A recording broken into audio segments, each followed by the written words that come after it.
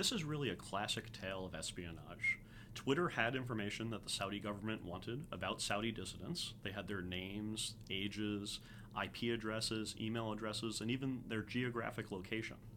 And the Saudi government allegedly recruited employees of Twitter to act as their spies, stealing this information on their behalf. And we can take away a few important lessons from this story. First, this information is being actively targeted. We might look at social media as being sort of trivial information that's already being publicly shared, but social media companies have more detail than is exposed online normally. And by getting moles within the company, foreign intelligence agencies can really learn information that's useful in targeting those dissidents down the road. Second, Twitter lacked some really basic internal security controls. They violated what's known in security circles as the principle of least privilege. The two employees that the Saudi government allegedly recruited were in roles where they really shouldn't have had any access to personal information. One was a media relations manager, and the other was an engineer working on keeping Twitter's site up and running.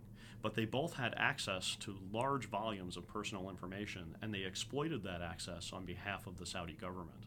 So the lesson Twitter needs to take away from this is to lock down their controls and make sure that only employees with a real need to know have access to that type of personal information. They also really need to have monitoring mechanisms in place that will detect when someone who doesn't normally access that type of data suddenly starts retrieving information about thousands of individuals. From a broader perspective, this really casts a light on the lack of any comprehensive privacy law here in the United States. What they didn't break any federal laws as far as privacy is concerned because we don't have that type of sweeping legislation.